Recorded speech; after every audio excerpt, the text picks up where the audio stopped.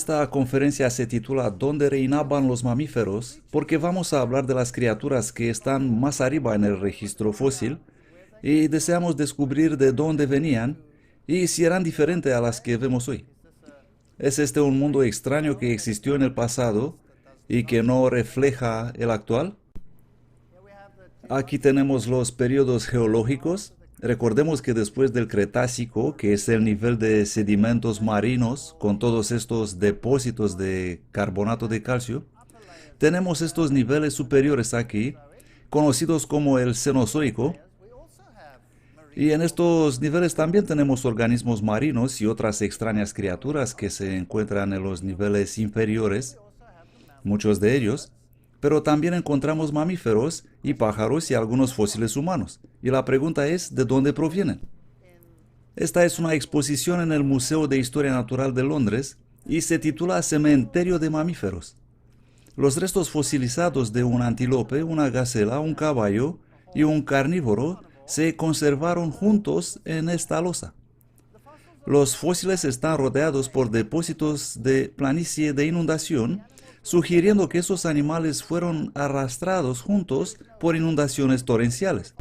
No existe desgaste y hay poco daño en los fósiles, lo que muestra que han sido enterrados rápidamente. Esto es interesante, porque esta es la descripción que encuentras mirando estos fósiles. Así que reconocen que eso solo pudo ocurrir en una inundación, pero por supuesto colocan el evento en una llanura de inundación, aislado. Es la única alternativa para explicar eso, así que dicen, bueno, el río se desbordó y arrastró los animales. ¿Acaso esos ríos se extendían sobre enormes áreas o continentes enteros? Vaya, eran grandes ríos, se inundaron todo el mundo. ¿Y cómo puedes imaginar animales tan distintos como herbívoros, carnívoros, arrastrados juntos al mismo tiempo? Si observamos estos niveles superiores, encontramos fragmentos de huesos en piedra en el terciario, huesos de mamíferos, huesos rotos, y encontramos conglomerados como este, donde hay huesos fosilizados en piedra. Miren todo eso, es increíble. ¿Qué sucedió aquí? ¿Y qué hay de este cementerio de fósiles donde existen miles de mamíferos enterrados en fosas comunes? Esta no es evolución, este es catastrofismo. Estos animales fueron arrastrados juntos durante una catástrofe. Los mamíferos y los pájaros tienden a flotar debido a que se hinchan. Cuando se pudren, se hinchan y flotan.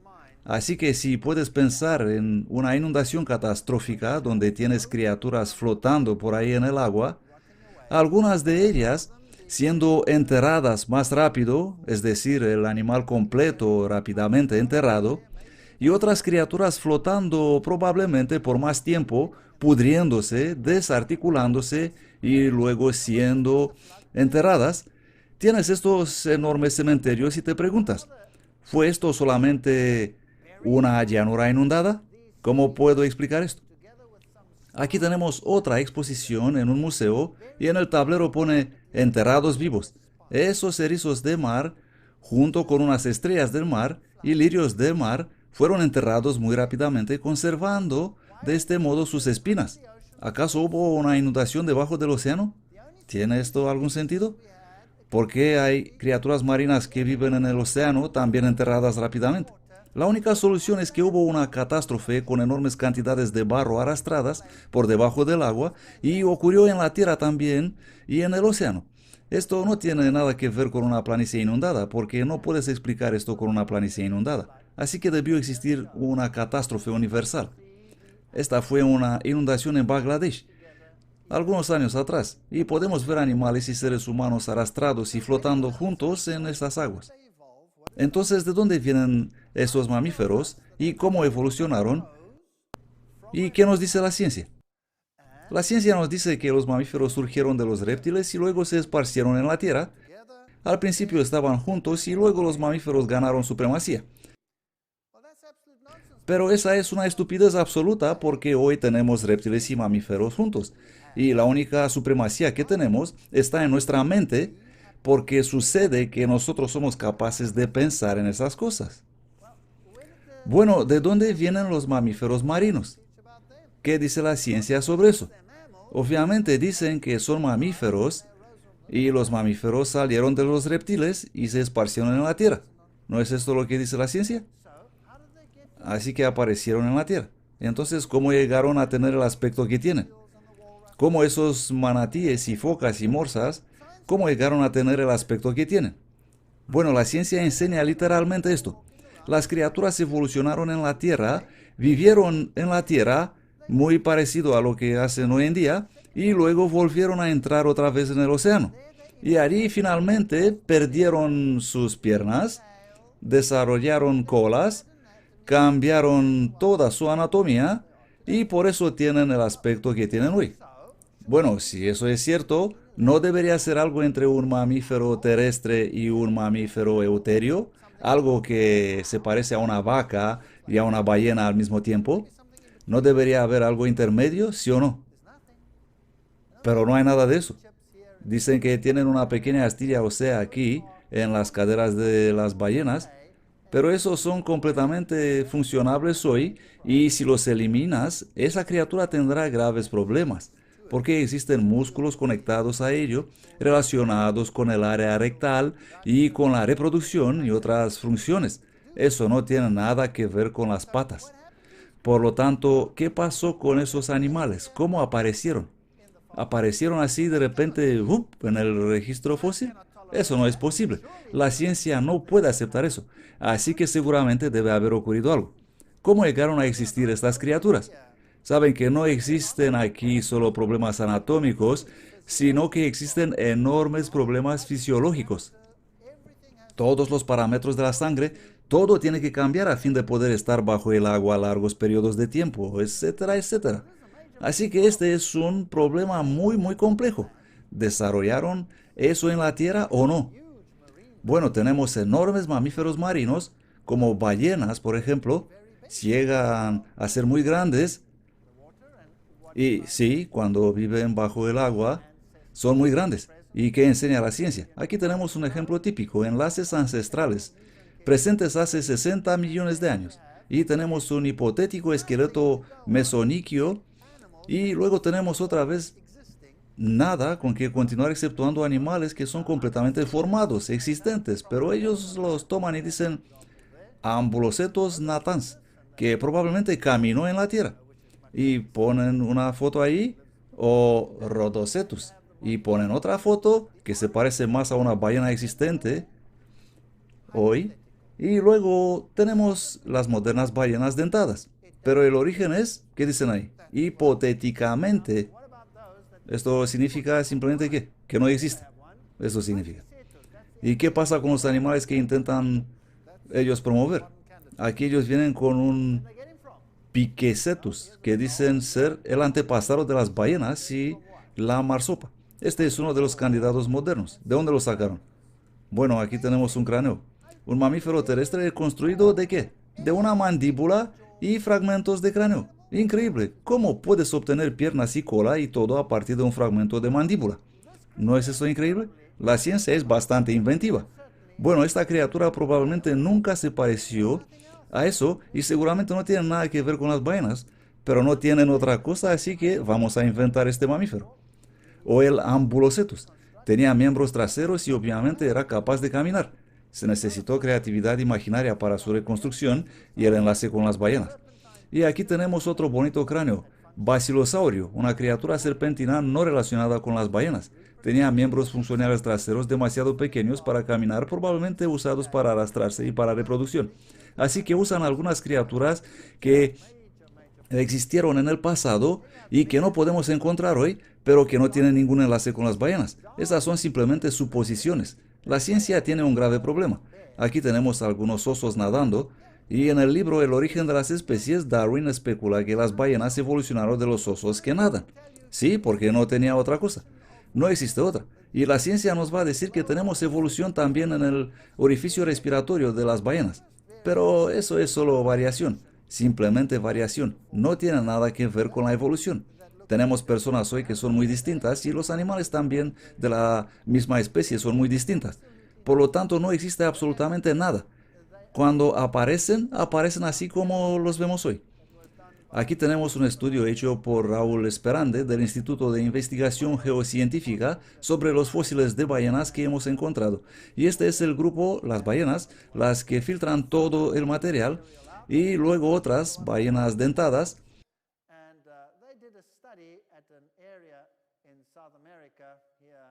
E hicieron el estudio en una zona de América del Sur en la costa de Perú llamada la Formación Pisco o Mioceno-Plioceno, y que contiene todas estas ballenas. Esta es la zona completa del estudio que encontraron. Los puntos negros son ballenas incompletas y los puntos rojos son ballenas completas. Un enorme número de ballenas enterradas aquí. Existe una abundante distribución de ballenas en algunas zonas, cantidades enormes. ¿Y qué pasa hoy cuando muere una ballena? Normalmente será devorada y no quedará nada de ella. Pero alguna vez la ballena es llevada por la corriente y llega en el litoral. Aquí podemos ver qué pasa con una carcasa de ballena. Este es el punto final. Y aquí podemos ver esqueletos de ballena en la costa. ¿Y qué ocurrió? Si miramos los huesos, observamos que han sido desarticulados, dispersados y deteriorados. Vemos trozos de huesos por todas partes. Esto es lo que pasa hoy. Esto es lo que podemos ver. Aquí tenemos una carcasa de ballena en el fondo del mar, en la cuenca de Santa Catalina. Muy pronto los huesos se separan y muchos desaparecen. Y hay un montón de carroñeros que vienen y tiburones cogiendo algún trozo y muy pronto no quedará nada. Esto es lo que pasa hoy. Pero no lo mismo pasa con los fósiles. Aquí tenemos uno. Mírenlo. Es una ballena completa. Y aquí otra. Y tenemos 8 ballenas en un radio de 50 metros. Y eso es algo muy especial considerando el tamaño de una ballena. Enormes criaturas arrastradas aquí en estado completo. Muy extraño. Y luego si observamos alguna pieza individual, una ballena conservada, dientes de tiburón, pero sin marcas de dientes de tiburón en los huesos. Por lo tanto, otros animales fueron también enterrados, no solo ballenas. Un ejemplar completamente articulado, boca arriba. Las 2 aletas conservadas. Estas criaturas fueron enterradas instantáneamente. Instantáneamente. ¿Qué puede enterrar una ballena en el océano instantáneamente? ¿Puede pasar eso? Seguramente hoy en día no. Aquí tenemos otra. Boca arriba, completamente articulada. Le falta una aleta. Hoy en día no pasa nada parecido a esto. Los huesos son perfectamente preservados. No existe evidencia de actividad de invertebrados en los huesos o en los sedimentos adyacentes. Bueno, esto no pasa hoy cuando muere una ballena. Vendrán otras criaturas y comerán el cadáver sin quedar nada. Desaparecerá por completo. Esta ballena llegó a la costa con la cabeza casi separada. Imagínense una catástrofe y todas las cosas revueltas con mucha fuerza que arrastra y entierra las cosas. Eso puede explicar la cabeza rota. Aquí tenemos otra parcialmente desarticulada, la cabeza separada del cuerpo, una aleta parcialmente preservada, sin marcas de dientes de tiburón en los huesos. Esa fue una enorme catástrofe. Aquí tenemos una completamente desarticulada que probablemente flotó algún tiempo, empezó a desarticularse y luego fue enterrada. Tenemos una gama completa. Miren eso. Fueron encontrados 5 ejemplares con sus filas de placas intactas. Aquí están, en esos fósiles, completamente intactas. ¿En qué consiste eso? Esas placas son constituidas de un material parecido a nuestras uñas o el pelo, llamado queratina, que no puede durar mucho tiempo después de la muerte del animal. Entra en putrefacción muy pronto. Las placas de las ballenas conservadas indican que el animal debió haber sido enterrado rápidamente. Por lo tanto, aquí tenemos estas criaturas marinas y hemos encontrado ballenas enterradas en posición vertical. Si hubo una sedimentación progresiva, significa que esa fue una ballena muy paciente esperando tranquila para ser enterrada. Eso no tiene ningún sentido. Y no solo eso. Encontramos capas de restos de peces en varios horizontes en sedimentos de diatomeas, todo tipo de otros organismos enterrados juntos. Esta fue una catástrofe. No existe otra explicación. Conclusión: el gran número de individuos con mandíbulas y vértebras articuladas indican que la mayor parte de las ballenas llegaron al fondo del mar y fueron enterradas antes de ser desarticuladas, incluso antes de que los predadores pudieron dañar los animales flotando.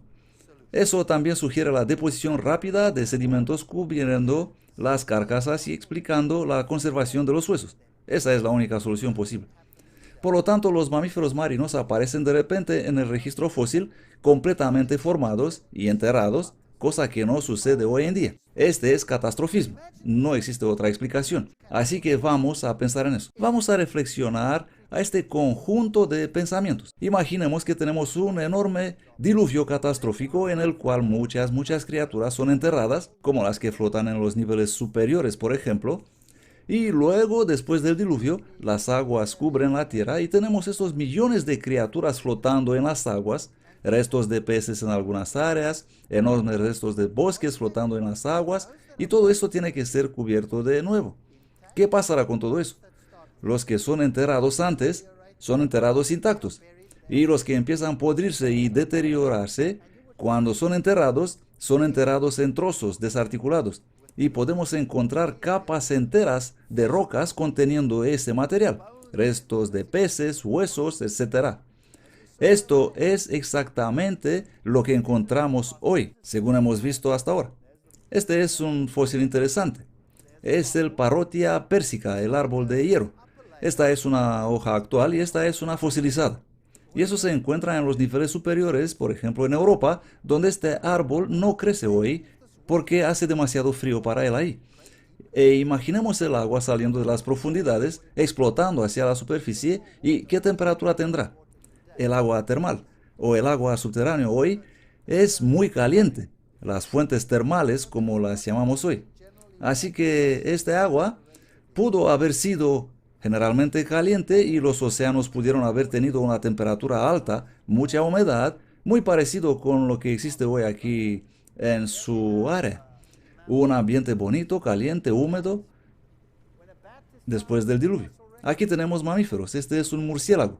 Cuando encontramos un murciélago en el registro fósil es completo. Es un murciélago completo. No es nada entre un murciélago y otra cosa. No existe un proceso de desarrollo, sino que es un murciélago completamente formado. La única diferencia es que los del pasado eran mucho más grandes que los que viven hoy. Así que podemos imaginar un mundo muy húmedo restableciéndose después del diluvio. Esta es una zona de Escocia, que es un país muy frío, donde encontramos este exuberante crecimiento de plantas debido a la corriente del Golfo que pasa por ahí, y por lo tanto estas plantas son enormes debido al calor traído. Y aquí vemos una zona típica tropical, donde encontramos enormes plantas y temperaturas cálidas, lluvia y mucha lluvia y crecimiento abundante. Hay mucho alimento y típicamente la era terciaria en los libros de textos es presentada de esa manera. Muy verde, muy caliente y con todas estas criaturas caminando por ahí, aparentemente tan distinto de lo que vemos hoy. ¿Por qué? Porque eran tan enormes. Los elefantes gigantes, mastodontes, completamente distintos a lo que vemos hoy, que vivieron hace unos 65 millones de años atrás y hoy en día ya no existen. O esta criatura aquí, el gigante perezoso caminando, o el bisonte gigante, o el gigante tigre dientes de sable, o el castor gigante, o el gigante este, o el gigante aquel. ¿Qué tenían todos en común? Todos eran gigantes, eso es, mucho más grandes que hoy en día. Esos son escarabajos de Amazonia. Así son en la temporada fría y arriba en la temporada caliente. Gran cambio en forma y tamaño. Ahora les voy a llevar al rancho La Brea. ¿Alguien ha estado ahí alguna vez? Bien, algunos veo que han estado. Yo también estuve ahí con mi cámara, observando el alquitrán, esperando que pasara algo. Y la gente venía y miraba y me preguntaba, ¿Qué hay ahí? No había nada, así que pensaban, bueno, este tío está probablemente chiflado. Pero, ¿qué esperaba yo? Bueno, lo he pillado. ¿La pueden ver? Es una burbuja. Estuve ahí esperando poder fotografiar una burbuja. Solo alguien loco haría eso. Pero yo tengo método en mi locura. Lo que hice fotografiando una burbuja que aparecía a cierto tiempo, y en aquel tiempo no existían cámaras digitales y tenías que tomar la foto rápido y muy atento para no perderla como aquí abajo, pero la otra lo he pillado. ¡Blup! Y ahí está, y todavía salen burbujas hoy en día. Bueno, aquí está el alquitrán al fondo, y obviamente hay alguna grieta o rotura en la roca, y el alquitrán está siendo empujado hacia arriba y acaba en la parte superior. Por cierto, este es material orgánico podrido aquí abajo y está bajo presión. Por eso está siendo empujado hacia arriba. Lo mismo pasa cuando encuentras petróleo. Ustedes viven en una zona rica en petróleo aquí en Texas. Y cuando encuentras petróleo, un buen pozo, entonces explota hasta las alturas. ¿Por qué? Porque está bajo presión. 14.000 kilogramos fuerza por metro cuadrado. Algo asombroso. Aquí en la brea hay una rotura en la roca y prácticamente podía ver cómo suben las burbujas. Y aparecían. ¿Cuán viejo se nos dice que es este petróleo? Millones y millones y millones de años de edad. ¿Cuán viejo se me enseña que es este alquitrán? Millones y millones y millones de años de edad. Si tuvieras un vaso de bebida gaseosa y miras las burbujas saliendo, y si olvidas cerrar el tapón y vuelves después de una hora y quieres beber un vaso, tendrás...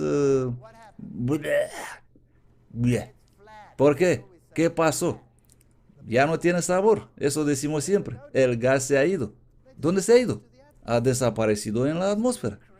¿No es increíble que la roca es porosa y este petróleo está enterrado bajo esta roca porosa por donde el gas escapa continuamente?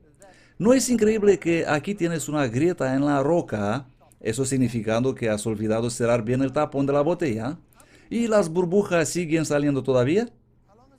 ¿Cuántos millones de años creen ustedes que tendrá eso? ¿Cuánto tiempo puede burbujear eso? Vamos.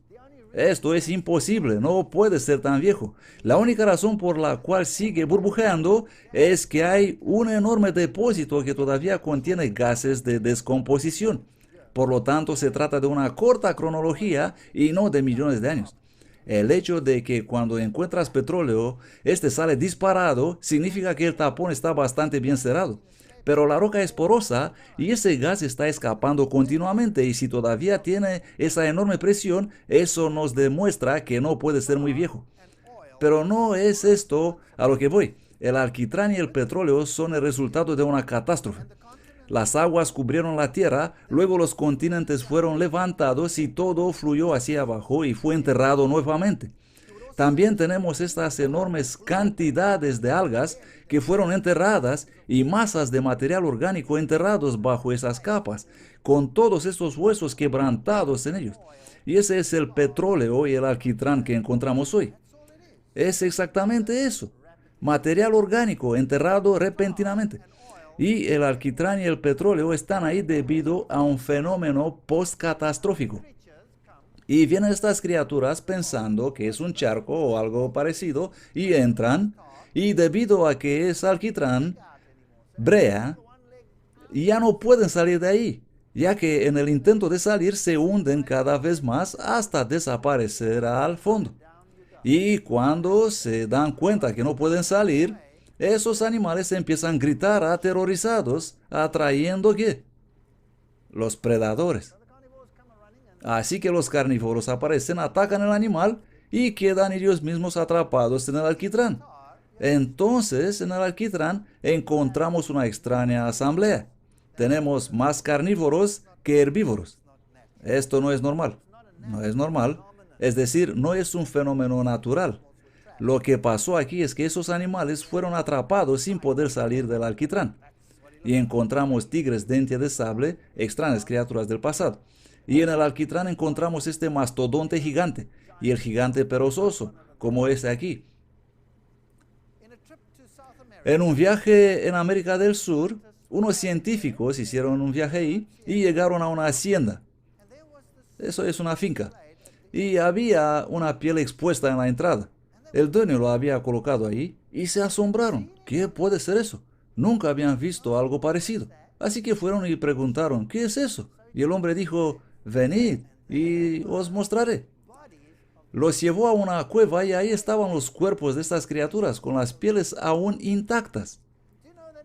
Saben que en Australia existen ciertas zonas de cuevas donde el nivel del oxígeno es ligeramente diferente que afuera y ahí puedes encontrar canguros gigantes echados ahí, que supuestamente tienen millones de años de edad, pero con sus pieles todavía intactas. ¿Puede creer eso? Bueno, es una realidad, pero por supuesto tendrás que modificar los millones de años. Y hay algunos que creen que estas criaturas todavía viven hoy en las junglas e incluso se aventuraron en buscarlas. Pero seguro serán más pequeñas de lo que solían ser en el pasado. Bisontes gigantes, mucho más grandes que los bisontes de hoy. Pero a fin de cuentas, es solamente un bisonte y nada más. Por lo tanto, en la brea, cavas en el alquitrán en porciones cerradas, sacando el alquitrán afuera y encuentras estas criaturas ahí. Y encuentras un tigre dientes de sable. ¿Solo encuentras dientes de sable? No. También encuentras tigres normales y más pequeños. De hecho, encuentras toda una gama. Y este es el extremo de la gama. Es como tomar los perros, tomar un San Bernard y decir, este vivió en el pasado, pero hoy nos hemos quedado con el Chihuahua. ¿Comprenden lo que quiero decir? Es exactamente el mismo fenómeno científico. Así que en realidad lo que hacen es tomar el Chihuahua y toda la gama intermedia hasta el gran danés y luego decir, esto hemos encontrado. ¿Y qué muestran en los libros de texto? El extremo de la gama. ¿Por qué? Porque eso es sensacional, es diferente, es algo que no tenemos hoy. Hoy tenemos tigres con dientes como estos. Pero en el pasado existía una gran variedad. ¿Por qué? Bueno, imaginemos los animales tomando el control sobre un nuevo mundo. Y hay enormes terrenos. Todo un nuevo mundo para ocupar. Mucho espacio. Muy poca competición. Cuando hay poca competición, hay gran variedad. Y luego cuando empieza a surgir la presión y los animales empiezan a competir más y más unos con otros por el espacio, por el alimento, entonces pasan cosas.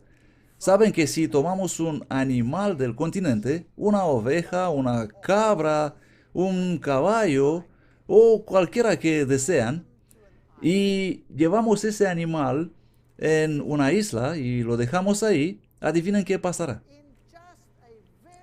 En solamente pocas generaciones, el tamaño de esos animales va disminuyendo. De hecho, el tamaño disminuye un tercio del tamaño original. ¿Por qué? ¿Se recuerdan que les he enseñado los caballos de Islandia? La diferencia entre ellos y los caballos del continente de donde vinieron es que ellos disminuyeron en tamaño, por lo menos un tercio, en un corto periodo de tiempo. ¿Por qué? Porque están compitiendo por los recursos de la isla. Y cuando estás compitiendo por los recursos en una isla, finalmente te quedas sin espacio. Eso es lo que pasó. Y una adaptación a esta situación es no crecer mucho. ¿Por qué? Primeramente porque hay menos comida. Y debido a la competición con los demás, así que se quedan más pequeños. Y un animal más pequeño come menos que un animal más grande. Tiene un metabolismo más alto, pero come menos que un animal más grande. Así que si reduces el tamaño, naturalmente puedes tener más animales en el mismo lugar. Por lo tanto, muy rápido el ambiente cambia el tamaño. ¿Tiene ese algo que ver con la evolución? No. Los japoneses, antes de la guerra, ¿cómo eran?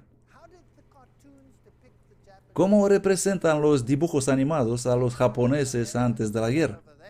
Solían representar a los americanos de pie, altos, así como Melenko, nuestro amigo, un tipo grande, y luego los japoneses subidos en algunas cajas para poder llegar al mismo nivel, ¿no es así? ¿Por qué eran bajitos? ¿Por qué? Porque su dieta era totalmente diferente de cómo lo es actualmente. Hoy su dieta es mucho más variada, tienen mucha más variedad de fuentes de proteínas en su dieta. ¿Y cómo están hoy los japoneses? Totalmente distintos. Algunos son... ¿Habéis visto jugadores de baloncesto japoneses? Algunos son bastante grandes, ¿no? Y algunos se preguntan, wow, ¿qué les pasó a esos? ¿Acaso han evolucionado de repente como supergigantes? No, su estilo de vida ha cambiado. Por lo tanto, el tamaño, el estilo de vida, estas cosas van juntos. Solo porque algo es grande no lo hace diferente. Así pues, que era un mastodonte, era un elefante grande, que era un bisonte gigante, era un bisonte grande, que era un lobo gigante, y era un lobo grande. Nada más. No hay nada de evolución en eso. Aquí tenemos un lobo gigante. Le llamaron el lobo temible.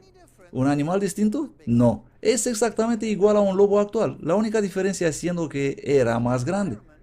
¿Tenemos por lo tanto inventar algo maravilloso y diferente? No.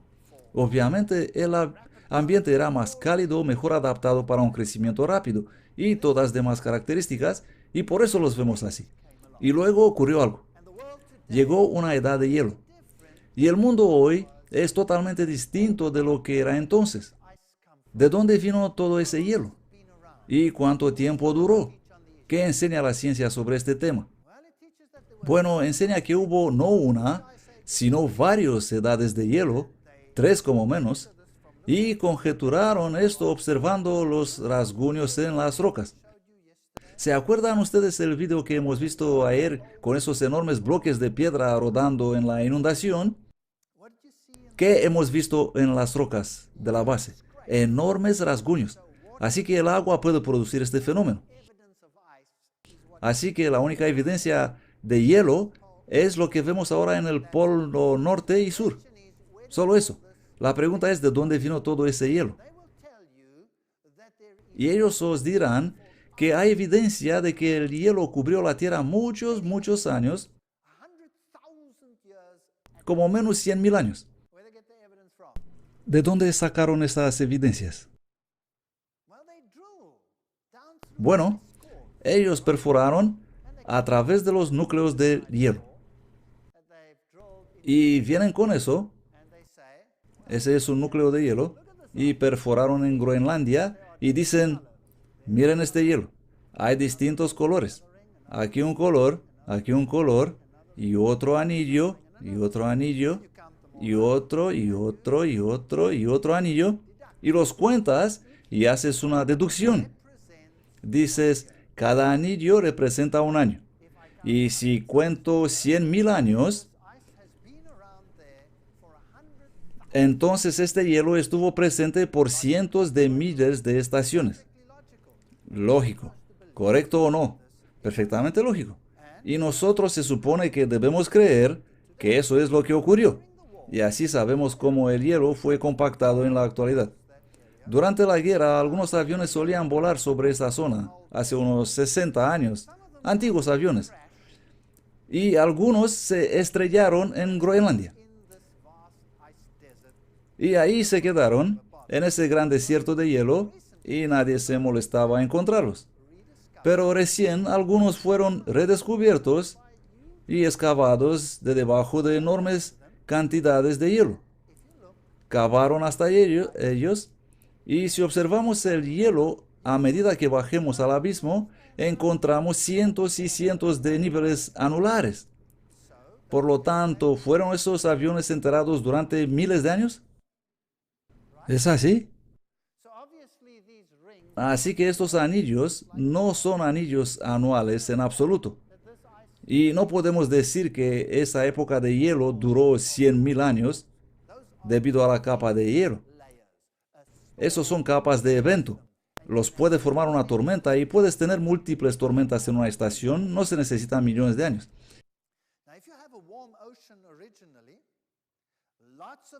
Si originalmente existió un océano cálido, mucha evaporación y luego ocurrió algo que provocó un repentino enfriamiento, ¿qué ocurrió? ¿Y cómo ocurrió? Este es el glaciar Athabasca que se encuentra en Canadá, un enorme glaciar. Por supuesto, no es una buena idea caminar sobre un glaciar y sin embargo yo estuve caminando sobre él. El peligro consta en estos ríos glaciares. Aquí está fluyendo y de repente desaparece. Y si resbalas y acabas en ese río, desapareces. Nadie te va a encontrar jamás. Terminarás en algún lugar debajo del glaciar. Y aquí existen unos marcadores que muestran dónde estuvo el glaciar a lo largo del tiempo. Y se observa un remarcable retroceso del glaciar. Simplemente retrocede. Y los investigadores descubrieron que si calculan el retroceso, entonces toda esa idea de la edad de hielo de cientos y miles de años se reduce a unos 600 años. 600 años por una completa glaciación y desglaciación. Los glaciares forman tubos o cuencas en forma de U. Esta es una cuenca glaciar en el norte de Canadá. Obviamente el hielo estuvo allí y luego desapareció. Hay un río glaciar y un lago glaciar. Algo debió haber ocurrido para provocar una glaciación. Probablemente hubo algún impacto meteórico. Es una posibilidad. Y eso causó algunas roturas y otros eventos extraños en el planeta. ¿Existen evidencias de eso? La respuesta es sí. Si miramos la superficie actual del planeta, vemos gigantes cráteres de impacto, como aquí en Arizona. Encontramos gigantescos cráteres en Siberia. Tenemos enormes cráteres en otros lugares e impactos meteóricos en África, y parece que la Tierra ha sido bombardeada. Pero no encontramos esos impactos meteóricos en ninguna otra parte de la columna geológica.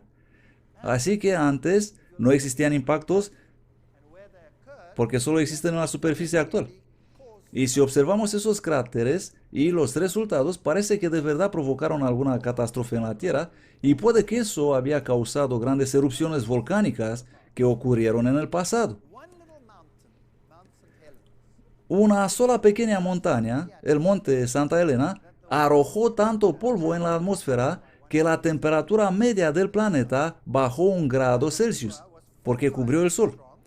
El vulcano Krakatoa fue 4 veces más fuerte y 4 veces más grande que el Santa Elena, y Krakatoa bajó la temperatura del planeta con 4 grados Celsius. Un solo volcán. ¿Qué creen ustedes que harán 80.000 volcanes explotando al mismo tiempo? ¿Se pueden imaginar eso? ¿Pueden imaginarlo?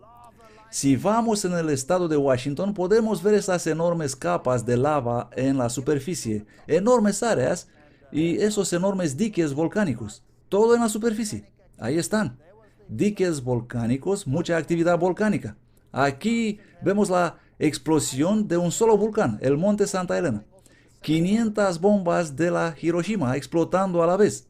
Pero fue un pequeñito volcán, uno de juguete comparado con otros. Aquí vemos el gran cinturón de fuego del Pacífico, donde tenemos mucha actividad volcánica.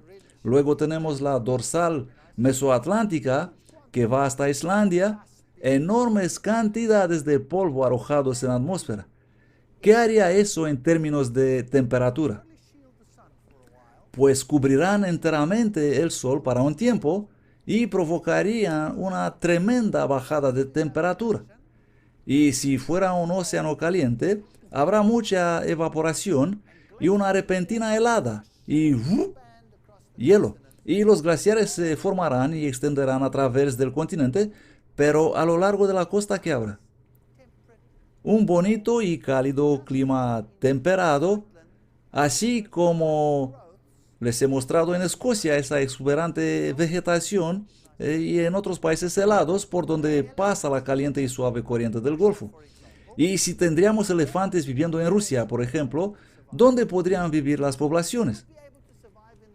Podrían sobrevivir al norte, cerca del océano, que es caliente, y sobrevivirán en el sur también, siendo cálido. Así que resultarían 2 poblaciones de elefantes separados por enormes glaciares que cubrirían la Tierra. Y de hecho tenemos evidencia de esos animales viviendo en este ambiente frío. Aquí es la reserva natural de Burning Mountain, el Monte Ardiente en Australia. Un lugar muy interesante. Ardieron ahí por algunos miles de años. El monte ardiente se debe a la combustión lenta de gruesos filones de carbón. Un fenómeno muy interesante. Una estimación razonable de la duración del fuego sería de aproximadamente 5.000 años. Muy interesante. Si das un paseo por ahí, podrás ver las evidencias de todo ese calor y volcanismo y derrumbamiento en las zonas donde el material subterráneo ardió. Y este otro material traído por la erosión, el azufre apareciendo en la superficie, el nombre se debe a la especulación de los viajeros y exploradores que fueron ahí. Existen misteriosas leyendas sobre el monte ardiente y lo que dijeron los pioneros, y existen estas evidencias de que algo está ardiendo bajo la tierra. Y por supuesto los canguros aman eso.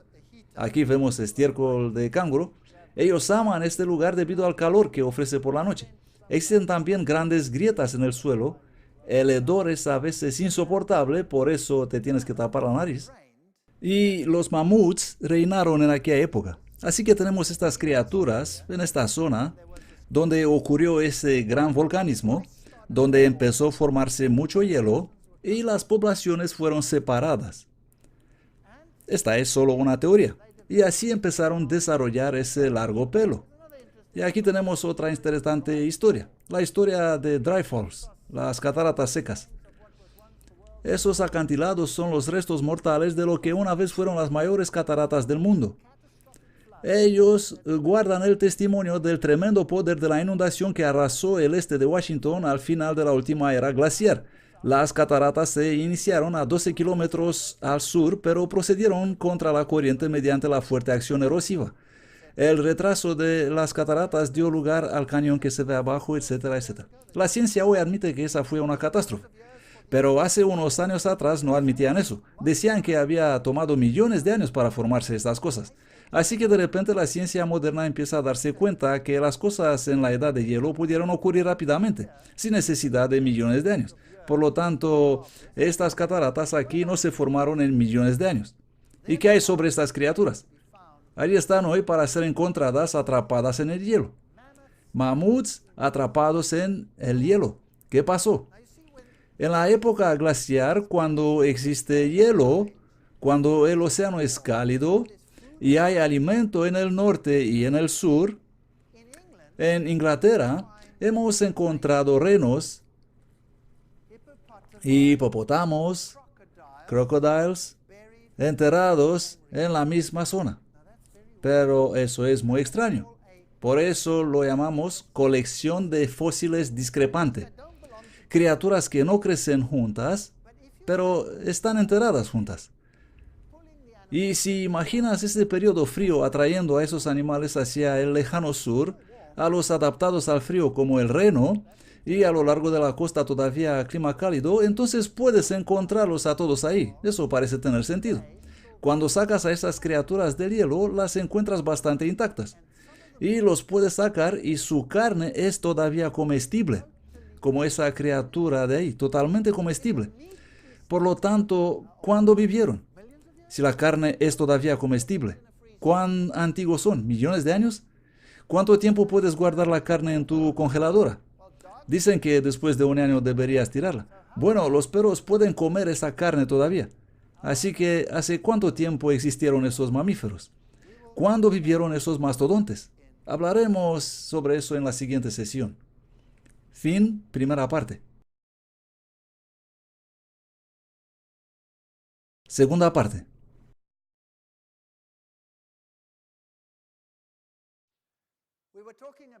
Vamos a hablar sobre estos mamíferos, estos gigantes mastodontes que vivieron supuestamente hace millones de años. Y ahí están atrapados en el hielo en el norte de Siberia. Imaginen este escenario. Cuando el hielo se derrite, absorbe una enorme cantidad de energía para derretirse. Eso es simplemente física. Es mucho más fácil calentar el agua que cambiarla de un estado a otro. Absorbe una enorme cantidad de energía. Así que vemos que el hielo retrocedió muy rápidamente, vemos esto en el glaciar, y mientras este hielo se derrite, absorbe enormes cantidades de energía. Y el hielo derretido es agua fresca. Y este enorme descongelamiento pudo haberse apresurado cuesta abajo y terminar en el océano, y siendo agua dulce, ¿dónde estaría? Flotando en la superficie del océano, porque el agua del mar es más densa que el agua dulce. Así que al principio no se mezclaría, una gran parte del agua dulce permaneciendo en la superficie, y por la noche se pondría muy fría. ¿Y qué pasará con ese agua? Se congelaría. Y de este modo, durante la fase del derrite, de repente hubo una gran helada y todo se congeló. Y los océanos, que eran la fuente de vida allá en el norte y de la mucha vegetación a lo largo de la costa, se congeló repentinamente, y el mundo se convirtió en un mundo de hielo en el norte, porque allí es donde más frío hace. Y los animales caminaban y fueron enterrados y terminaron en el hielo. Y la ciencia nos dice que estas criaturas vivieron ahí entre 60 y 40 millones de años. Pero luego tuvieron un problema, porque ellos todos pusieron la evolución del hombre en alrededor de 3 millones de años, 3,5 millones de años. Y el hombre moderno existiendo unos 1,5 millones de años. Y desafortunadamente para ellos, se encontraron puntas de lanza en los mastodontes. Oh, tenemos problemas. ¿Qué hacemos ahora? Bueno, puedes retroceder el hombre hasta 60 millones de años atrás. ¿O tienes que hacer qué? Traer los mastodontes adelante 60 o 40 millones de años. ¿Cuál de estas dos opciones creen ustedes que eligieron? Obviamente trajeron a los mastodontes adelante. ¿Por qué? Porque obviamente nosotros somos la más importante cosa del planeta, ¿correcto? Nosotros tenemos que ser los últimos aparecidos. Y si nosotros hemos aparecido los últimos, todo lo demás debe haber aparecido antes de nosotros para encajar la teoría de la evolución. ¿Comprenden? ¿Cómo están jugando con 60 millones de años y tirarlos a la papelera? Así de simple. Si la evidencia los obliga, no tienen otra elección que el fraude. Especialmente cuando encuentran cuevas con dibujos en Francia, donde hay un mastodonte, lo que demuestra que el hombre existía al mismo tiempo con el mastodonte. Así que estas criaturas todas acabaron en el hielo. Existe un montón de teorías sobre cómo se congelaron estos animales. Por cierto, no hay solo mastodontes, sino todo tipo de animales enterrados en el hielo. Entierro rápido, incluso animales de clima cálido, enterrados en el hielo. Eso es muy extraño. Algunas teorías dicen que cayeron del cielo grandes bolas de nieve y los enterraron en una especie de nitrógeno líquido que facilitó la congelación, pero si nos quedamos con los pies en la tierra, podemos encontrar teorías mucho más lógicas sobre cómo ocurrió el entierro de esas criaturas en el hielo. Y definitivamente el hombre y esas criaturas han sido contemporáneos. Y repito, eso dejó la teoría de los científicos en seco. Así que vamos a echar un vistazo al amanecer del hombre. Una cosa es segura. No tenemos tantos fósiles humanos según esperaríamos. ¿Por qué? Bueno, pensemos en eso. El ser humano es una criatura muy sociable y tiende a reunirse en sociedades. ¿No es así? Hoy vivimos en ciudades. ¿Dónde se encuentra la mayor población del mundo? En las ciudades. Así es como encontraríamos la mayor parte de la humanidad, en ciudades. Ahora, Dios, según la Biblia, destruyó al hombre de la faz de la tierra y destruyó toda la creación también del mundo existente entonces. Y si eso es cierto, entonces la razón dada es que los destruyó a causa del pecado. Eso es lo que dice la Biblia. Así que obviamente el blanco principal fue el hombre pecador. El resto está allí como prueba porque los animales estaban por todas partes, pero el hombre estaba relativamente localizado, exceptuando aquellos que, al igual que hoy, les gusta vivir aislados, pero esos serían pocos. ¿Dónde encontramos la mayor evidencia del diluvio hoy en día?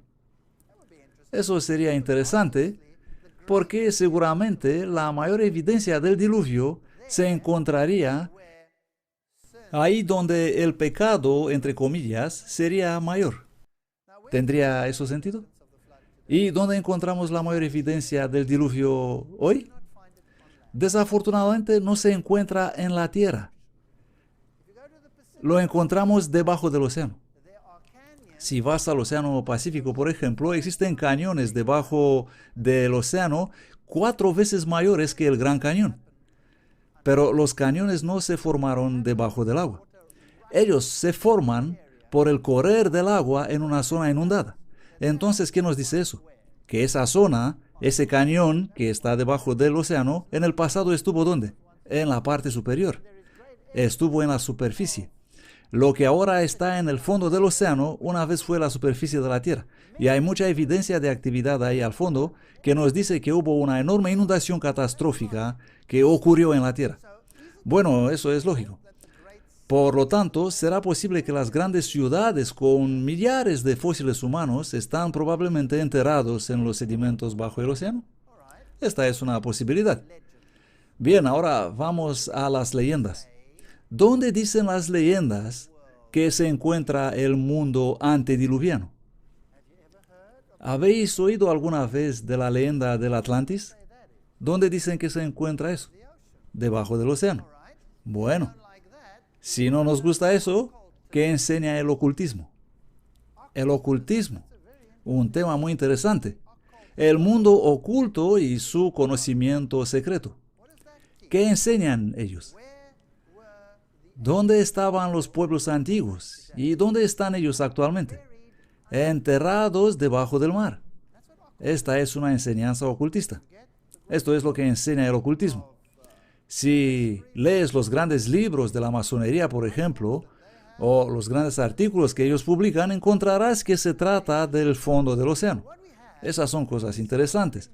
Por lo tanto, lo que tenemos actualmente es una dispersión por ahí y por allá, faltando la gran parte de los fósiles humanos. Animales encontramos por todas partes porque ellos estaban por todas partes. Exceptuando probablemente las áreas donde vivían los hombres, al igual que hoy en día no encontramos elefantes y leones y renos corriendo por las calles de Nueva York cada día, ¿no? ¿Por qué habría sido diferente entonces?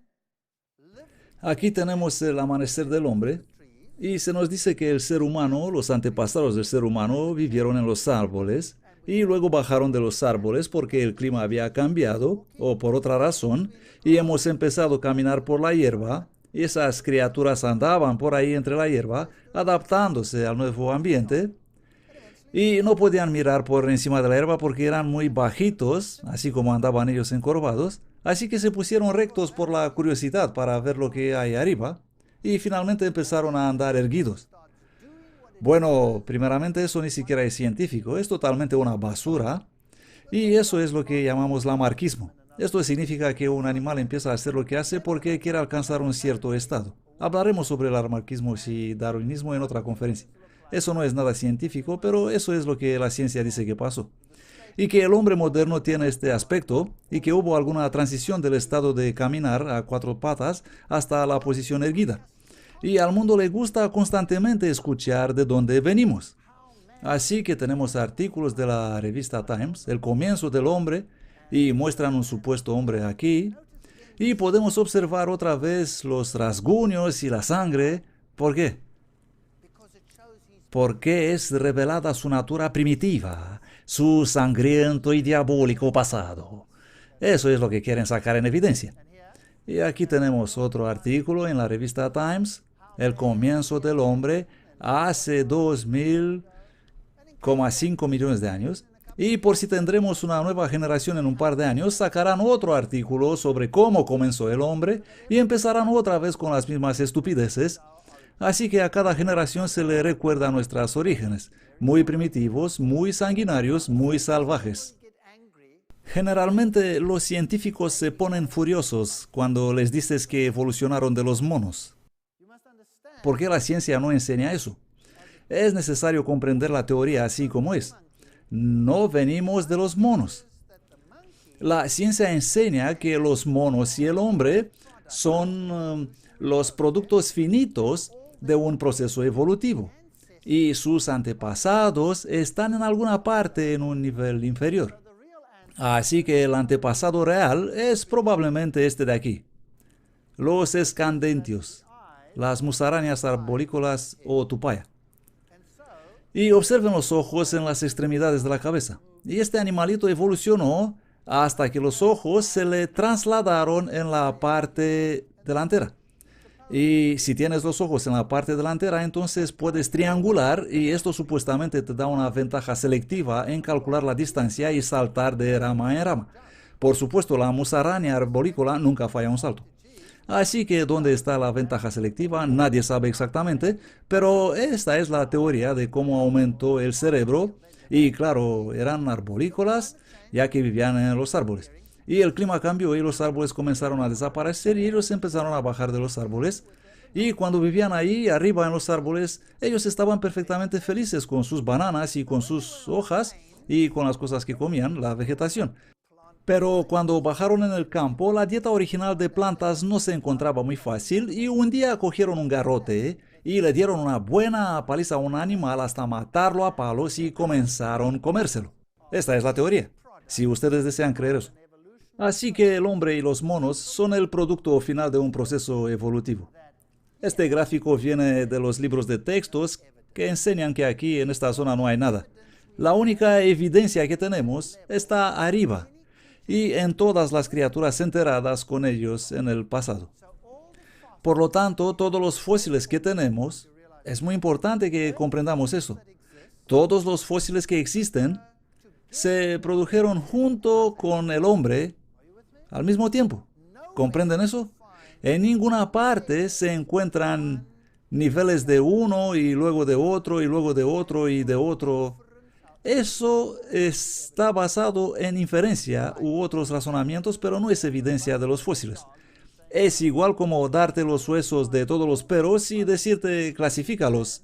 Así encontramos todos estos huesos, incluyendo huesos de hombres, en los mismos niveles y decimos, bien, científicos, sacarlos y ponerlos según han evolucionado. Pero todos estaban ahí al mismo tiempo. Así que los australopitecos y los fósiles de los así llamados homínidos y el hombre moderno, todos existieron al mismo tiempo. Así que tenemos lo que llamamos una secuencia morfológica, no una secuencia paleontológica. No es como pasó en las rocas, sino que es como pensamos nosotros que pasó, observando todos los huesos que tenemos. ¿Comprenden? Una diferencia muy importante. Si miramos estos monos y este hombre, ellos vivieron al mismo tiempo. Pero de algún modo los científicos esperaban que uno conservara las características algo más primitivas que el otro. Y aquí de nuevo todo pasó ahí abajo y todo existió al mismo tiempo. Nuestros familiares vivientes. Esos son nuestros parientes. Pero nuestros antepasados no sabemos cómo eran. No tenemos ninguna idea. Antepasados primates. Luego tenemos hocico más corto, hocico más largo. Exactamente como dije antes. Si tiene hocico corto, lo ponemos aquí. Y si tiene hocico largo, lo ponemos en otra parte. Así los organizan. Así que, si miramos este animal, ¿qué diremos? Comparado con nosotros. ¿Es primitivo o avanzado? Es primitivo. ¿Por qué? Porque nosotros tenemos caras planas. ¿Os habéis mirado en el espejo? Tenemos esta nariz aquí y si miramos el espejo vemos que tenemos cara plana. Pero este tiene un bonito hocico largo, así que no es tan avanzado. Este otro es algo intermedio. Y este otro es un científico, ya, en su plenitud. ¿Lo ven? Que tiene la cara plana. Así que este debe ser más o menos cercano a nosotros. Y este, bueno, avanzado. Así que este debe ser más o menos cercano a nosotros. Y este otro es familiar nuestro, probablemente más cercano. Y la ciencia nos dirá que si comparamos nuestros genes con los chimpancés, bueno, nosotros tenemos 98% de los genes en común con los chimpancés, por lo que debemos estar muy relacionados, ¿no es así? ¿Es este su cuento? Por supuesto. Solo 2% de diferencia. Esas son genes estructurales. ¿Saben cuán enorme es una diferencia de 2%? Es enorme, una diferencia enorme. Porque la forma en que nos desarrollamos no es necesariamente representada por los genes, sino por la expresión de los genes, la forma en que se expresan. Y eso se determina mediante los genes controladores y no por los genes estructurales en absoluto. Así que puedes tener genes muy similares resultando en estructuras totalmente diferentes. Y por cierto, tenemos casi el mismo número de genes en común con el ratón. ¿Y sabían que tenemos 76% de los genes en común con un plátano? ¿Quiere eso decir que hemos evolucionado de una banana? ¿Es así? ¿Comprenden? No se dejen impresionados por cifras como 98%, porque no significa absolutamente nada, sino que en realidad el miserable engaño científico es totalmente deshonesto, por decirlo directamente, como mínimo. Pero cuando se trata de estas cosas y vas al museo, verás los monos colocados como nuestros antepasados, sentados ahí alrededor de una fogata y con sus garrotes, claro, apaleando esos animales para obtener algo de comida. ¿Es así? Eso es lo que los museos nos muestran. Pero recuerden que todos estos existieron al mismo tiempo con el hombre moderno. Eso es puramente morfológico. Encontraban los huesos y dicen, bien, este hueso representaba probablemente un ser más primitivo, exactamente como lo hacen con los animales modernos, diciendo que son más avanzados que los de antes. Los clasifican simplemente según su aspecto. Y en el caso del hombre de Nebraska, lo tienen con el palo cazando en la fogata, ya saben, todo el espectáculo, basados en un único diente que encontraron y que se demostró finalmente ser un diente de cerdo. Así que todo es en realidad imaginación científica en puro estado.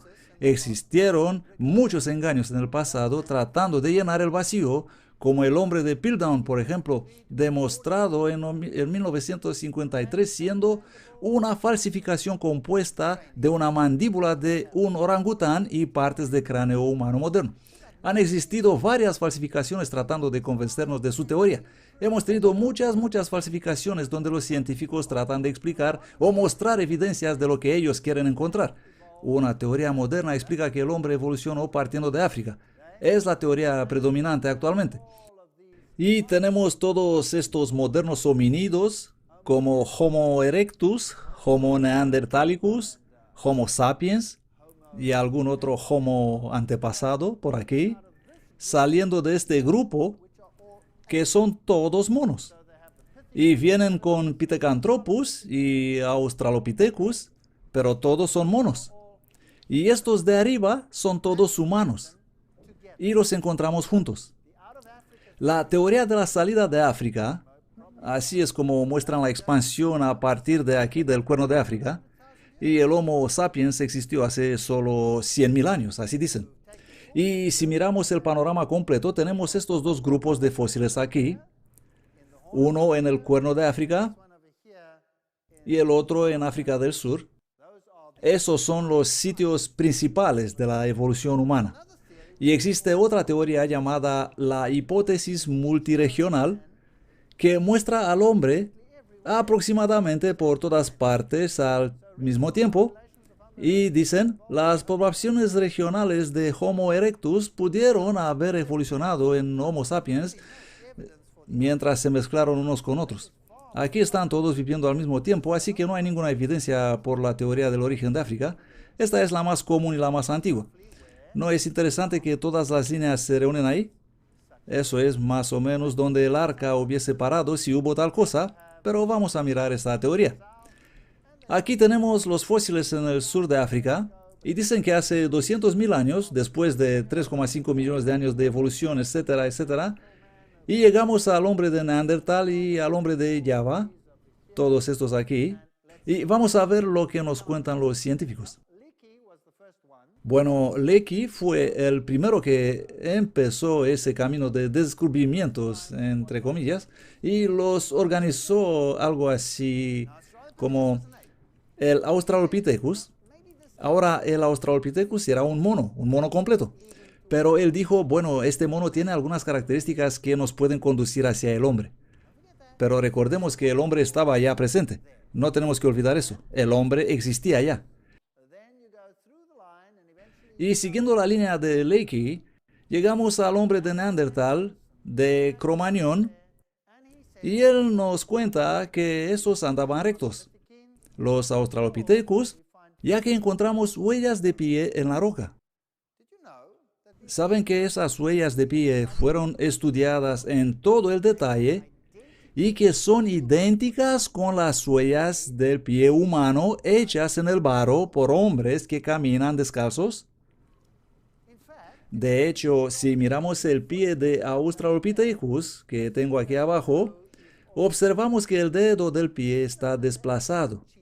Saben que en realidad ellos falsificaron para hacer algunas de esas huellas, mostrar el dedo desplazado cuando no lo estaba. No existe ninguna evidencia que esas criaturas existieron y andaban rectas, salvo estas huellas de pie que son idénticas con las huellas humanas y no con las huellas de mono en absoluto. Todos los fósiles encontrados se parecen con estas. Son 100% monos o 100% hombres. No existe nada intermedio. Aquí tenemos un típico cráneo de Australopithecus. Y existen 3 variedades de Australopithecus. Australopithecus afarensis, Australopithecus robustus y Australopithecus africanus, que básicamente significa un mono de África, un mono de Australia y un mono robusto. El mono robusto tiene una cresta en la parte superior de la cabeza, pero los otros no la tienen. Y eso los coloca en categorías distintas. ¿Sabían que el gorila macho tiene cresta, pero la hembra no la tiene? ¿Acaso son 2 especies, el macho y la hembra? Claro que no. Por lo tanto, eran todos simplemente monos. Y si observamos la forma en que el cráneo es unido con el cuerpo, ¿han descubierto ellos alguna vez algo que puede mostrar la complejidad del esqueleto? No, nunca. Solo tienen trozos como este.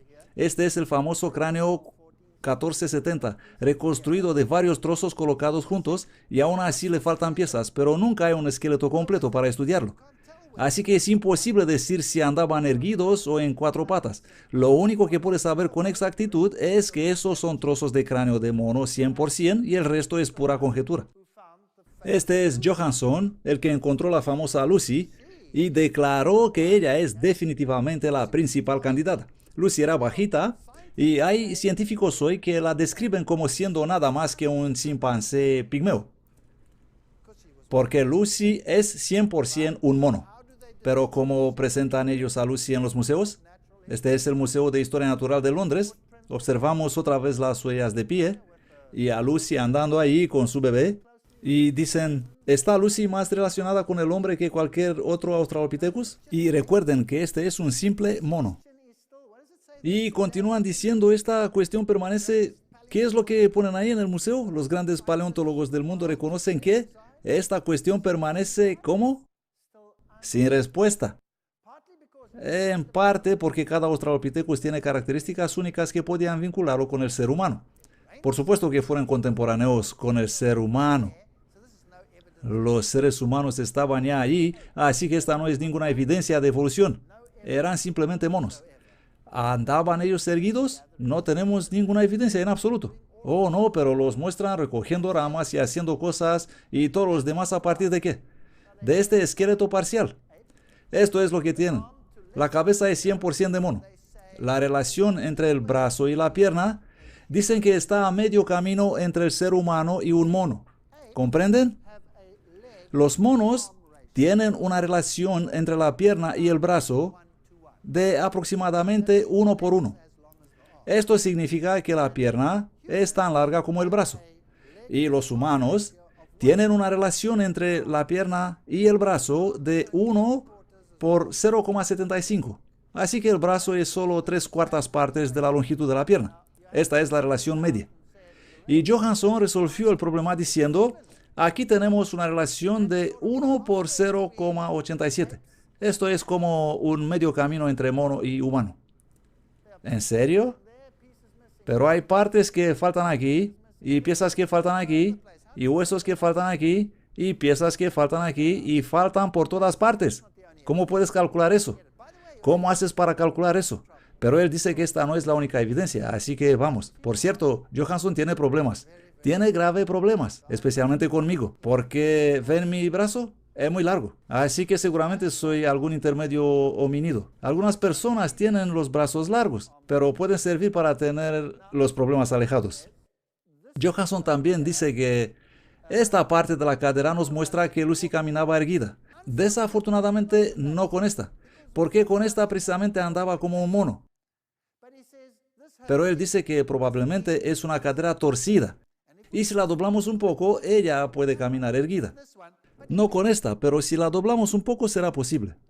Y él dice que debe ser una cadera torcida. Pero claro, no tenemos la otra cadera para comparación. ¿Comprenden? Así que todo lo que tenemos es una cadera que sirve para caminar como un mono. Ahora, ¿por qué dice que debe ser torcida? Pues debido a la rodilla. La rodilla es más parecida con una rodilla humana. Esta es la única pieza del fósil que es parecida a la humana.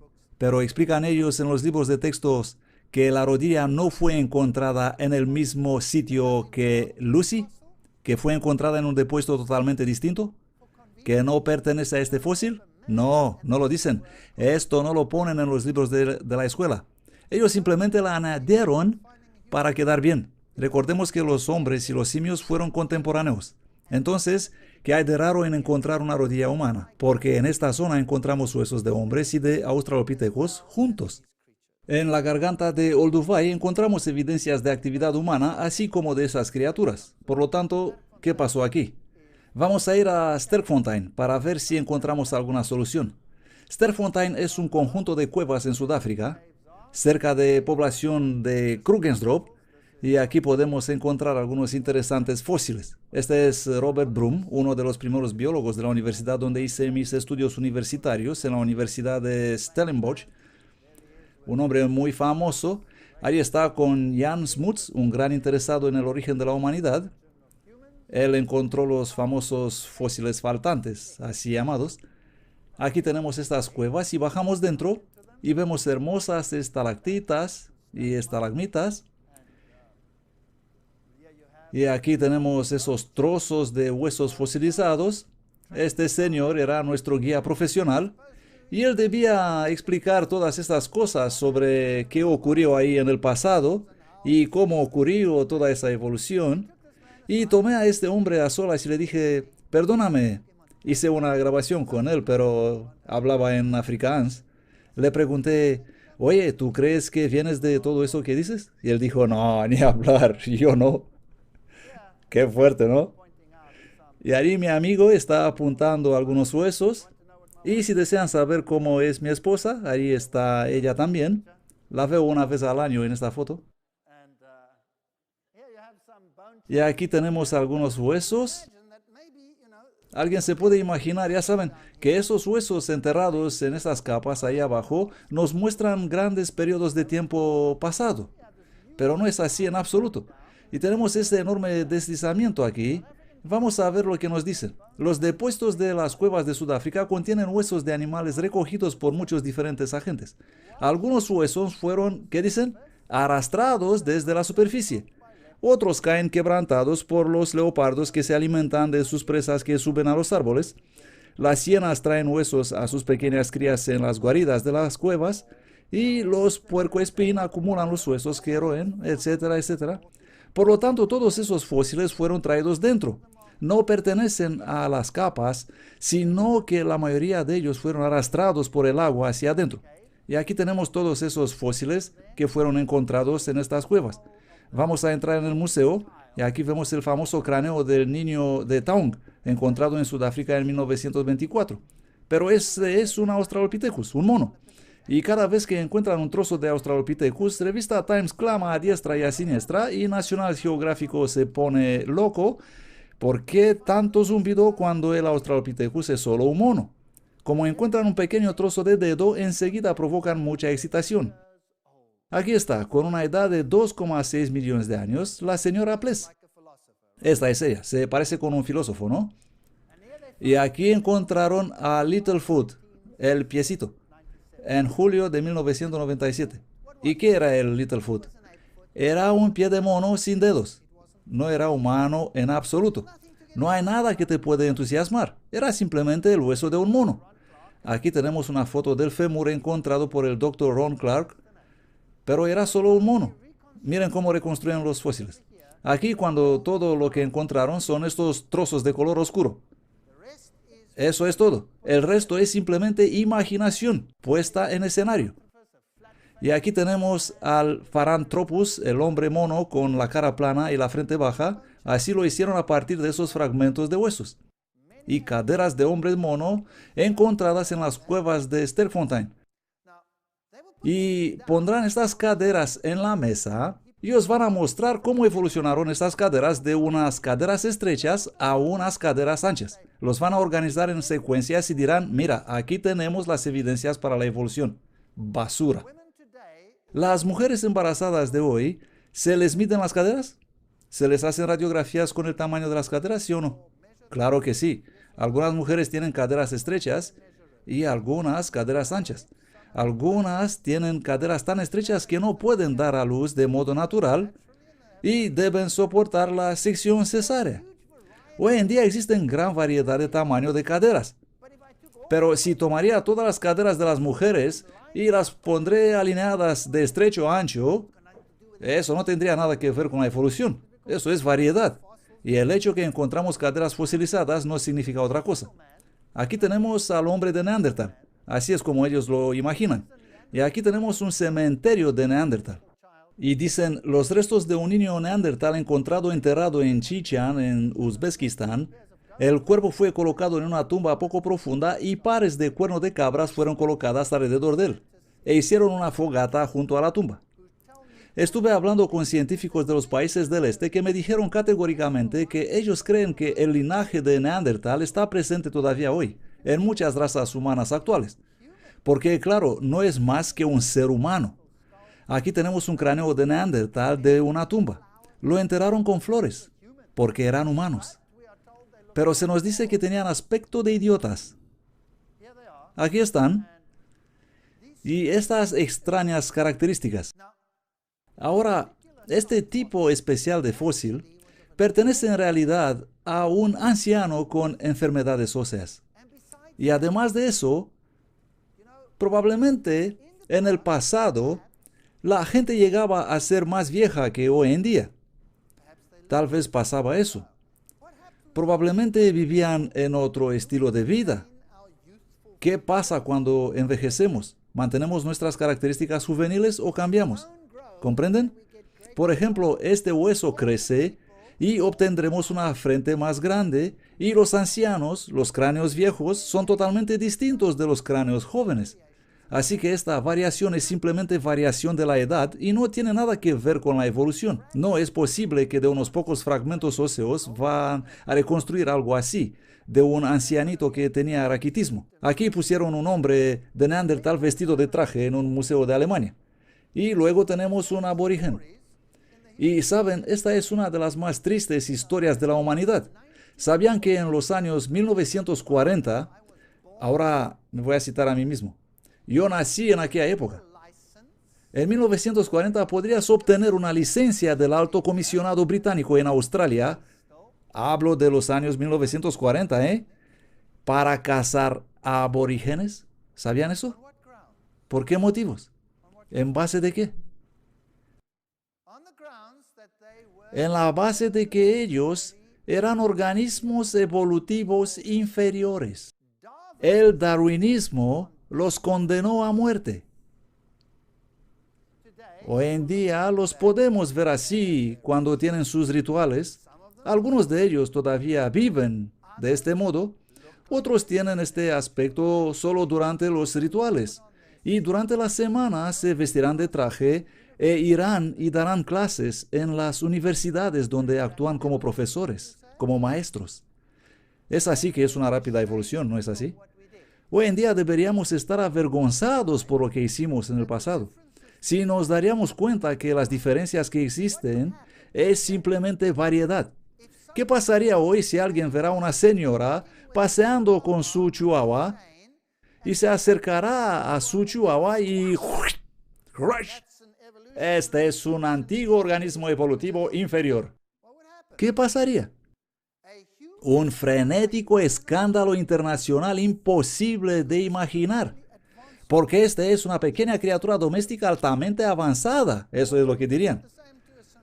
Oh, ¿qué pasaría si hicieras lo mismo con un San Bernardo, diciendo que está caducado de punto de vista evolucionario? Porque es distinto a otros, cuando en realidad cada uno de ellos solo demuestra la variedad dentro de la reserva genética. Eso no tiene nada que ver con la evolución en absoluto. Así que probablemente las razas que tenemos hoy hacen la misma cosa. Voy a presentar una conferencia completa sobre este asunto. La tengo preparada, no van a esperar mucho. Pero es bueno saber que la supuesta evolución cobró su precio. Hemos encontrado unos fósiles humanos muy interesantes. Estos son los hombres de Grauwald y Taulund. Fueron encontrados en depósitos de alquitrán. Y algunos de estos fósiles son muy grandes, gigantes, más de 2,5 metros de altura. Parece que las cosas eran muy distintas en el pasado. Algunos fueron enterrados con joyas de oro y obviamente algunos de ellos fueron sacrificados a distintas deidades. Y si echamos un vistazo a los fósiles de indios de Norteamérica, de sus tumbas, por ejemplo, aquí incluso las revistas que quieren promover la evolución dicen, desafían nuestro modelo de sociedades de cazadores-recolectores por tener tan complicados tejidos de ropa que demuestran que tenían alguna forma de tecnología desconocida a nosotros. ¿Qué hay de los secretos del hombre de hielo? Bueno, apareció, ahí estaba, y el mundo científico se volvió loco. Nuevas evidencias, nuevas no sé qué. Y luego, de repente, ¡yup!, nada. ¿Por qué? Porque era tan increíblemente ordinario e incluso tenía intactas las marcas de las operaciones. Así que desapareció rápidamente de la escena.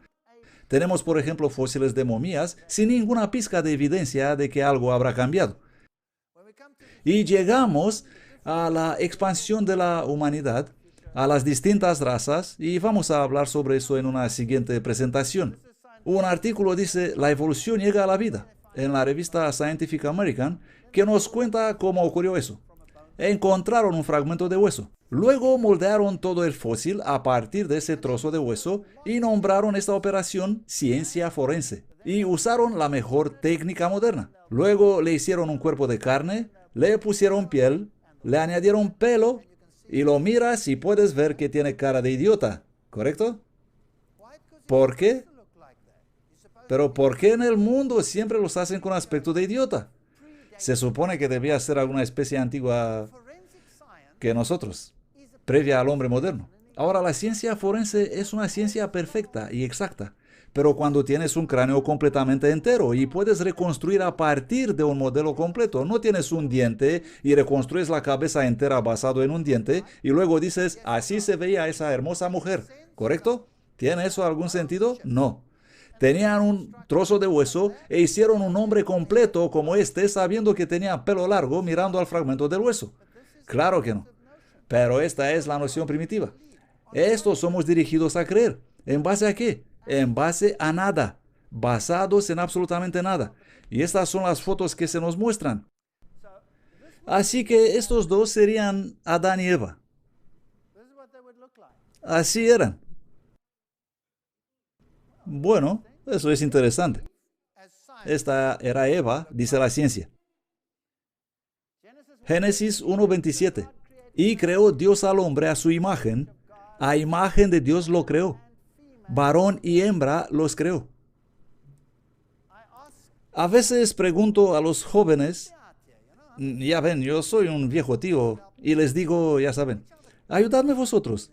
¿Cuáles son las más guay mujeres del mundo hoy? Ellos dicen, oh, Mariah Carey, Beyoncé y Avril Lavigne. Y yo digo, ok, y aquí las tenemos. Las he puesto en la pantalla para ustedes. A cada una, bueno, ellas representan distintas razas también. Y debo admitir que sí, tienen aspecto de mujeres muy hermosas. Mujeres hermosísimas. Y Génesis 1:27 dice, y creó Dios al hombre a su imagen de Dios lo creó. Varón y hembra los creó. Una historia fascinante. De verdad, muy interesante. ¿Tenía Eva este aspecto de mono? ¿O estas chicas reflejan un poco algo de cómo habrá sido el aspecto de Eva? ¿Qué dicen ustedes? En realidad, la elección es de ustedes. ¿Tenemos un noble origen? ¿O venimos de este pozo de cieno, transformándonos hasta llegar a ser hombres modernos? Estas son las dos alternativas que tenemos. O somos hijos del Altísimo e hijas del Altísimo, o Eva se parecía a un mono. Pues os quiero decir que si esa fuera Eva, yo estaría todavía corriendo.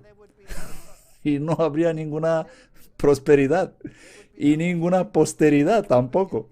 No existiría descendencia porque yo nunca me acercaría a esa Eva. Eso es seguro. Así que si eso es correcto, y Dios creó al hombre a su propia imagen, a su imagen lo creó, entonces imagínense un mundo que era perfecto y un mundo que estaba cubierto de las más hermosas vegetaciones donde vivían estos hermosos animales. Esto levanta un montón de preguntas. ¿Por qué no está igual hoy? ¿Por qué existe la muerte y carnívoros y todas esas criaturas? Esas son algunas difíciles preguntas de responder. Pero los vamos a analizar en una presentación completa y vamos a tratar estos asuntos y debemos ser capaces, en base a los hechos, decidir si existe alguna evidencia de que Eva tenía aspecto de mono o no existe evidencia de eso. Ustedes decidirán. Gracias por venir esta tarde. No pierdan las siguientes presentaciones. Van a ser muy interesantes.